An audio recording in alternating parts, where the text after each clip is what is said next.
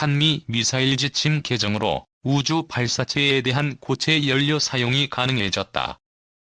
김현종 청와대 국가안보실 2차장은 28일 미사일 지침 개정에 따라 28일부터 우주 발사체에 대한 고체 연료 사용 제한이 완전히 해제됐다며 모든 기업과 연구소, 대한민국 국적의 모든 개인은 기존의 액체 연료뿐 아니라 고체 연료와 하이브리드형 등 다양한 형태의 발사체를 자유롭게 연구, 생산, 보유할 수 있다고 말했다. 김 차장은 이날 오후 언론 브리핑에서 1979년 한미 미사일 지침을 채택한 이래 고체 연료를 사용할 수 없는 제약하에 있었다. 우리의 주권을 되찾아야겠다는 생각을 늘 하고 있었다며 이렇게 말했다. 기존 한미 미사일 지침은 고체 연료 우주발사체와 관련해 추진력 100만 파운드 초로 제한해왔다. 100만 파운드 초는 500kg을 300km 이상 운반할 때 필요한 단위로 선진국의 고체 연료 로켓의 10분의 1 수준이었다. 발사체를 우주에 보내려면 5천만에서 6천만 파운드 초가 필요해 한국형 우주 발사체는 액체 연료 중심으로만 개발돼 왔다. 김 차장은 우주에 쏘아 올리기 위해 필요한 양이 50분의 1, 60분의 1로 제한돼 있어서 이런 제약하에서 의미 있는 고체 연료를 개발하는 것은 불가능했다며 이러한 제약이 조속히 개정돼야 한다는 판단에 문재인 대통령이 지난해 10월 국가안보실이 백악관 국가안보회의와 접촉해 하우스 대하우스로 해결하라고 지시했고 9개월간 집중 협의 끝에 고체 연료 제한을 푸는 성과를 거뒀다고 말했다. 고체 연료는 액체 연료에 비해 구조가 간단하고 제작비가 덜 드는 데다 상대적으로 은밀하게 발사할 수 있어 주로 군사용으로 사용된다. 김 차장은 이번 개정은 우리 군의 감시 정찰 능력을 비약적으로 발전시키는 계기가 될 것이라며 연구 개발을 가속하면 가까운 시일 내에 고체 연료 우주 발사체 즉 적어도 500에서 2000km 정찰 위성을 우리 손으로 쏠 수 있다고 말했다. 김 차장은 또 우리는 아직도 군용 정찰 위성을 한 대도 보유하고 있지 않은 등 50조 원의 국방 예산에도 눈과 귀가 부족했다며 우리 계획대로 2020년대 중후반까지 자체 개발한 고체 위성을 다수 발사하게 되면 정부 정찰 능력은 비약적으로 향상될 것이라고 말했다. 그러면서 우수한 판독 능력을 가진 위성을 다수 보유함으로써 한반도 상공을 24시간 볼 수 있게 되면 보다 안전하고 평화로운 한반도와 동북아를 구축하는 데 도움이 될 것이라고 덧붙였다. 민간의 우주 관련 사업도 활발해질 것이라는 게 청와대의 기대다. 2040년까지 전 세계 1조 달러 규모로 성장할 것으로 예견되는 우주 산업에서 한국이 도약할 수 있는 기회를 획득할 것이란 전망이 나온다. 현재 자동차 산업 규모가 전 세계 2조 달러고 반도체 산업은 7천억 달러 규모다.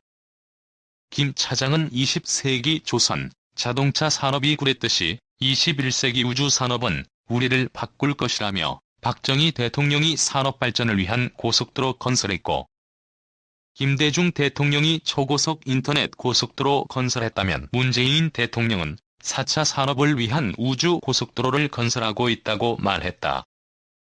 협상 과정과 관련해 김 차장은 지난해 중순 미 국무부 비확산 측과 외교부 간에 더 이상 논의가 진행 안 된다는 보고서가 올라왔다며 내가 맡겠다고 했고 답다운 형태로 협상을 하며 6차례 직접 전화하고 해리스 주한 미국 대사와도 만나서 지속적으로 협상했다고 말했다.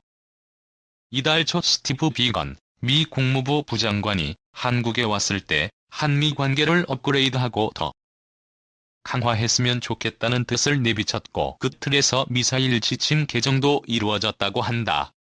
1979년 한미 미사일 지침이 만들어진 이래 이번이 네 번째 개정이다.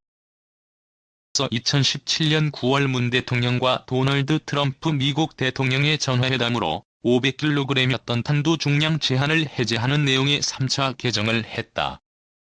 김 차장은 800km로 묶여있는 탄도미사일 사거리에 대해서도 800km 사거리 제한은 일단 유지된다며 이번에는 우주발사체 고체 연료 사용 제한 해제가 더 급하다고 판단했다고 말했다. 그러면서 800km 사거리 제한을 푸는 문제는 결국 머지않아 때가 되면 해결될 것이라고 덧붙였다. 이 단독 현무-4 단 한 발로 북금수산 태양궁전 완파 가능. 군 당국이 지난해 시험 발사에 성공한 괴물 미사일 현무-4가 단 한 발로 축구장 200개 이상 면적을 초토화하고 평양 금수산 태양궁전과 류경 호텔 등 북초대형 건축물들을 완파할 수 있는 것으로 알려졌다. 현무-4의 구체적인 위력이 확인되기는 처음이다. 세계 최대급 탄두단 현무-4 평양 류경 호텔 등도 한 발로 완파 가능. 군 당국은 또 커지고 있는 북한 미사일 위협에 대응해 국산 요격 미사일 천공-2 포대를 종전 7개에서 20여 개로 3배 이상 늘리기로 결정한 것으로 알려졌다. 천공-2는 국산 대공 미사일 천공을 미사일 요격용으로 개량한 것으로 지난해부터 실전 배치가 시작됐다. 정부 당국의 한 소식통은 2일 현무-4는 북한이 최근 시험 발사에 성공한 KAN-23 개량형보다 훨씬 크고 무거운 탄두를 장착해 더 큰 파괴력을 갖고 있다고 말했다. 북한은 KAN-23 개량형이 2.5톤의 탄두를 장착했다고 밝혔다. 현무-4는 사거리 300km 기준으로 4에서 5톤보다 훨씬 무거운 탄두를 달 수 있는 것으로 알려졌다. 이에 따라 수백에서 1000개 이상의 자탄을 살포하는 확산탄을 쓸 경우 축구장 200개 이상 지역을 초토화할 수 있다는 것이다. 고폭탄 탄두를 달 경우 김일성, 김정일 부자 시신이 안치된 금수산 태양궁전과 류경 호텔 등을 단 한 발로 파괴할 수 있는 것으로 전해졌다.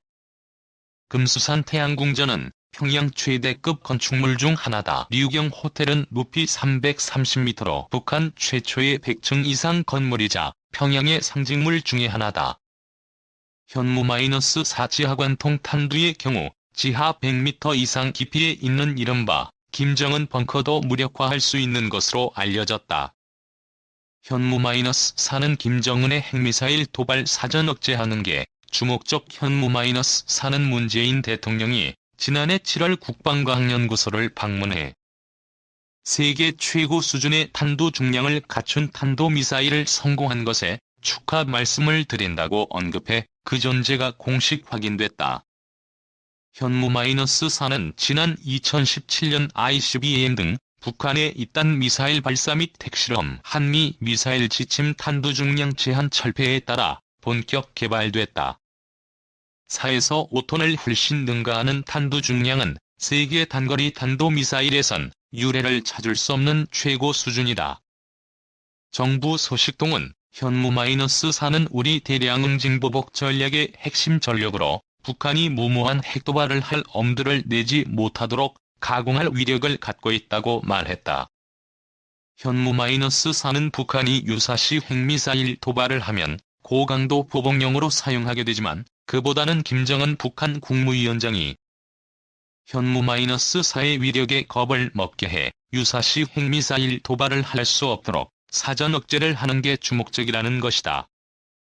북한은 아직까지 본격적인 요격 미사일이 없어 현무-4 등 우리 군의 탄도미사일 공격을 요격으로 막는 것은 불가능할 것으로 평가된다. 북한판 현무-4로 불리는 KAN-23 개량형도 우리 현무-4보다 위력은 떨어지지만 종전 북미사일에 비해선 강력한 파괴력을 갖고 있는 것으로 평가된다. KAN-23 개량형은 축구장 약 150개 면적을 초토화할 수 있어 주한미군 성주 4대 기지의 6개 발사대와 지원시설 등은 단 한 발로 초토화할 있는 것으로 분석된다. 천공-2 국산 요격 미사일 포대 7개에서 20여 개로 3배 이상 늘리기로 지하관통 탄두를 장착할 경우 지하 수십 미터를 관통해 파괴할 수 있어 합참, 계룡대 3군본부 지하벙커 등은 단 한 발로 쉽게 무력화할 수 있는 것으로 알려졌다. 군 당국은 북한의 KAN-23 등 신형 탄도미사일과 초대형 방사포 위협이 새로 부상함에 따라 국산 요격 미사일 천공-2 배치 규모를 크게 늘리는 등 미사일 방어 능력도 대폭 강화키로 했다. 군 당국은 당초 천공-2 미사일 7개 포대를 배치할 계획이었다. 하지만 2020년대 중반까지 총 20여 개 포대의 천공-1을 배치, 도입 규모를 3배 이상 늘리기로 했다는 것이다. 천공-2 한 개 포대는 발사대 4기로 구성돼 있고 발사대 1기당 미사일 8발이 장착된다. 한 개 포대당 총 32발의 미사일이 배치되는 것이다.